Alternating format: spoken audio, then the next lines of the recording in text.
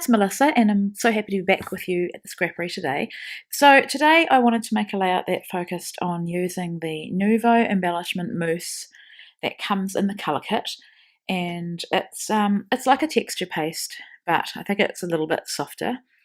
And so what I wanted to do was have quite a neutral background so that I could really pick up on that mousse, and it is a pink metallic mousse. And sorry guys, and so I thought that this piece that was left over from my last layout, I'm using the B side, which is that uneven spot. I wasn't sad about giving up the other side of it. I have made two layouts based on that paper on the B side, sorry, the A side, so I had no qualms about just using that entire piece. So I've just used some double-sided tape to just sort of tack it down, and I know I'm going to use my sewing machine later. And then I decided, because I'm in a mixed media mood, I've been in this mood for a while now, which is unusual for me, but to do the packaging technique, and so I made myself stay away from pink. I used some blue and some yellow, and then that blue is a Kaisercraft mist that we got in one of the colour kits, and I think the other colour I used was a peachy colour, also from Kaisercraft. So that's the mist, and this is the stencil. It's 12 by 12 cross stencil from Kaisercraft. I think it comes in the colour kit as well, so I wanted to use the two products together. Now, this product is interesting. It's harder than it looks. It's very soft, but it has an odd kind of, well, I guess because it's a mousse, it's got a moussey texture, if that makes sense. But anyway, it once I persevered with it, it's not perfect through the stencil, but that doesn't matter because mixed media shouldn't be, in my opinion, perfect anyway. So I did dry that off a little bit with my heat gun and then set it aside to dry. I had to take a child to the doctor's today, so I knew that when I got back I would get the rest of the layout done. It would be dry. I did think about fussy cutting those flowers, but I don't know. I decided to leave them whole and then use them as a mat for my photo. I just loved all the colour, and you can't even tell that there are florals around the edge. Then I thought about using the B side, that beautiful wood grain, grey wood grain, tried a few other pieces of paper, and then came back to the wood grain because I think everything else was either too bold or too bright. So I like the little pop of, not really a pop, isn't it? Because you can't be neutral and popping, but I liked the neutral border that this provided. So just trimming it off. And then I did think about using that beautiful circular paper. I even cut a rectangle that would fit. And then I remembered that we had vellum, and I thought I'd better use that vellum because we get a whole sheet of it.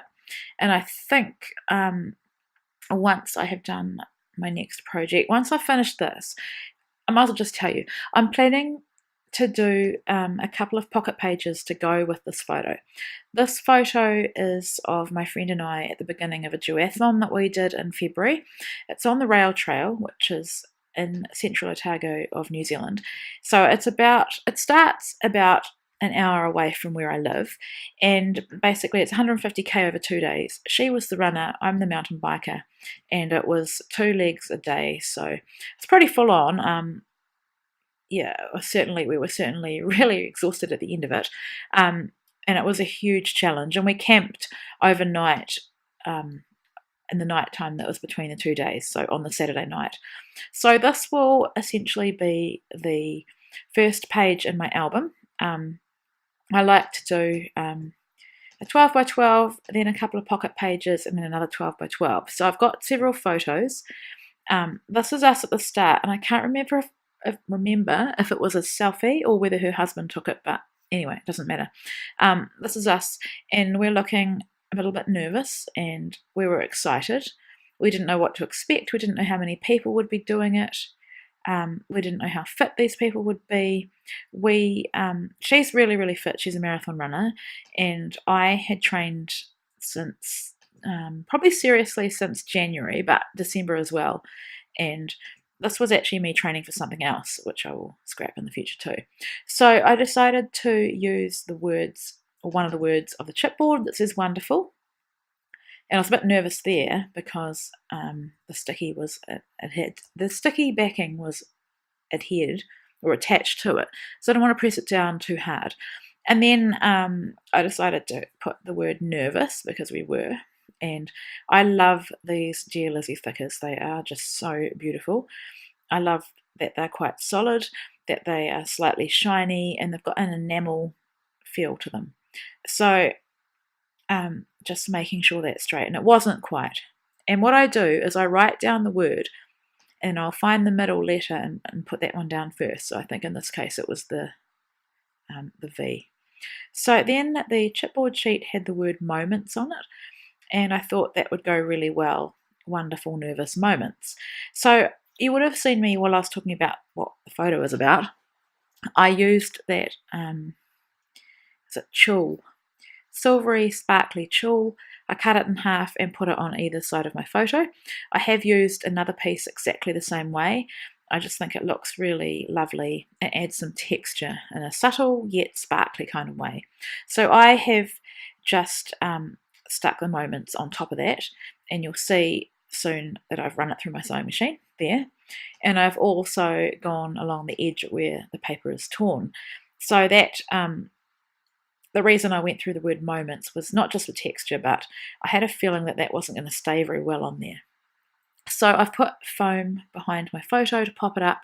I also put half a doily on the right side. I just felt that because I'm doing a big title, and a bit different for me to put a title on the edge running in the direction that it is, a sideways title, I guess.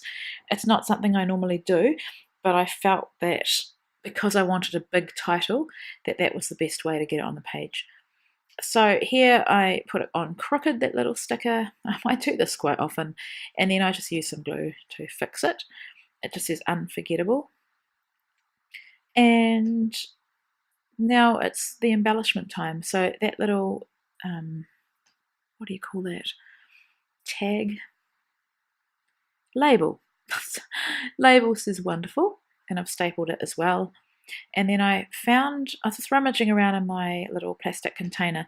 These are bits and pieces I've used before on other layouts, and I just found that little label, and I thought that would be perfect for the date.